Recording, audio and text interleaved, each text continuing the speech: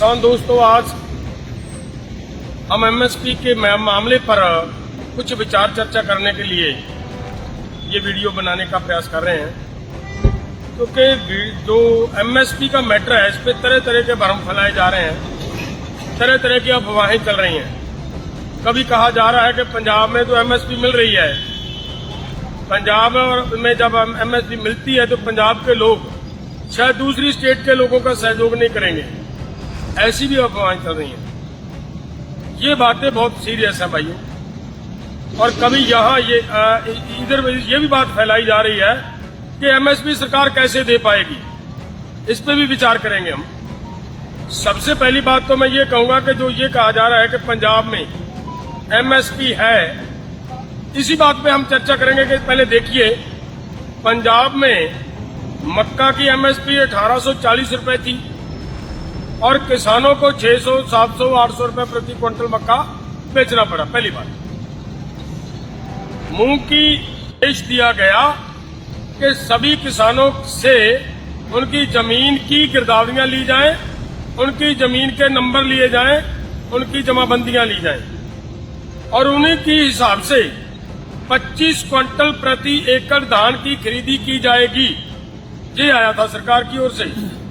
ये तो दो बातें अच्छी रही, एक तो आंदोलन चल रहा था और दूसरा इलेक्शन का साल आ चुका था। इसकी वजह से हम लोगों ने जितना उस पे मांग की रौला पाया, उसकी वजह से आप पंजाब के किसानों का पूरा धान की खरीदी हो पाई। आपने ये भी देखा जिस तरीके से पंजाब में इस बार मंडियां बंद की गई हैं, वो अभी तक आज तक कभी नहीं हुई थी जिस तरीके से इस बार हुई।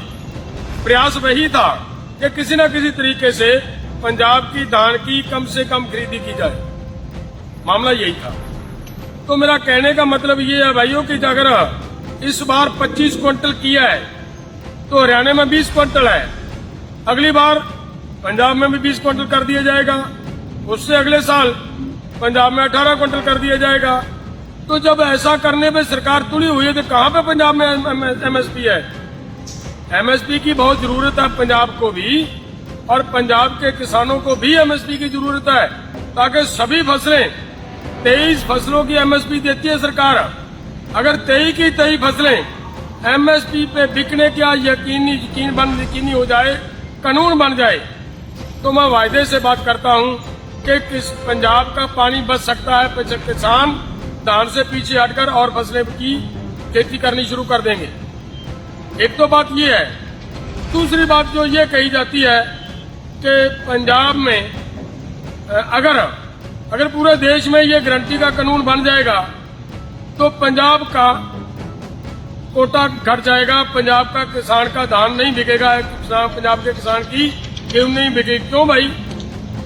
जब कानून ये बनेगा कि पूरे देश में जितना अनाज है, पूरे के पूरे अनाज की खरीदारी की गारंटी का कानून बने एमएसपी पे, तो फिर पंजाब में क्यों नहीं बिकेगा?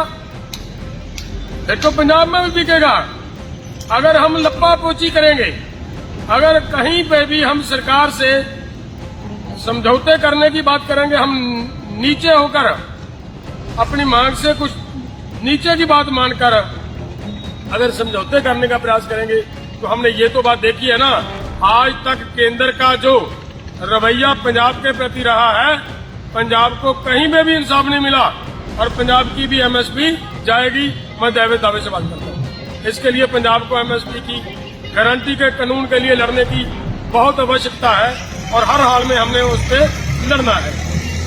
और जो बात कही जा रही है कि पंजाब के लोग केवल कानूनों के लिए नहीं, केवल कानूनों के लिए नहीं आए थे, पंजाब के लोग भी एमएसपी के लिए भी आए थे, क्योंकि जो ये कानून है, इन कानूनों के माध्यम से भी एमएसपी ही किसानों से छीनने वाली थी, जिसकी के कारण किसानों ने बड़ा आंदोलन किया है और पूरे देश के किसानों ने इस आंदोलन को अपना मानते हुए सहयोग दिया है। जब पूरे देश के लोगों ने इस पे अपना हिस्सेदारी डाली है इस आंदोलन में, तो फिर आज अगर एमएसपी की गारंटी का कानून बाकी है तो पंजाब अपनी जिम्मेदारी से भागेगा नहीं, पंजाब अपनी जिम्मेदारी समझेगा।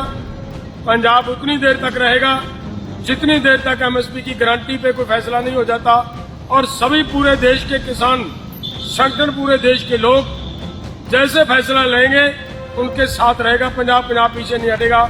हमारा वायदा है, हम एमएसपी की गारंटी का कानून लेने आए हैं। क्यों हम एमएसपी की गारंटी की बात क्यों करते हैं? देखिए भाई, एमएसपी से भागने का सरकार का प्रयास है। WTO का प्रेशर है भारत के ऊपर। अभी एक बैठक चलने वाली जिसमें ये बात आ रही है कि केवल 15% अनाज ही खरीदा जाए। अगर 15% अनाज खरीदा जाता है तो जो बाकी 85% अनाज होगा भारत का, वो कहाँ जाएगा? उसकी खरीदी कैसे होगी? इसके लिए हमारी सबकी जिम्मेदारी बनती है कि एमएसपी की गारंटी के कानून पे हम सब एकजुट होकर लड़ें और जीतेंगे भी जरूर। ये भी मैं दावा करता हूं आपसे। आप इसी तरीके से शांतिपूर्वक ढंग से लड़ाई को जारी रखें और आगे लेकर जाएं। मैं दावे से बात करता हूं भाइयों, यूपी बीजेपी का गढ़ है। यूपी से केंद्र सरकार की तरफ रास्ता जाता है, दिल्ली की ओर रास्ता यूपी से निकल कर जाता है। अगर आप लोग सब मिलकर यूपी को टारगेट कर दोगे तो मैं दावे से बात करता हूं कि सरकार को झुकना पड़ेगा, एमएसपी की गारंटी का कानून बनाना पड़ेगा। आपको मैं एक बात और याद दिला देता हूं, जिस समय यह नरेंद्र मोदी जी गुजरात के मुख्यमंत्री थे, उन्होंने एक कमेटी बनी थी। उस कमेटी के ये चेयरपर्सन थे, चेयरमैन थे। उस कमेटी की रिपोर्ट है कि एमएसपी के सिवा किसान खेती नहीं कर पाएंगे और किसानों से खेती ठीक ढंग से करवाने के लिए एमएसपी की गारंटी का कानून बनाया जाए। और उस समय सरकार को ये रिपोर्ट दी गई थी और उसी रिपोर्ट पे काम किया गया था।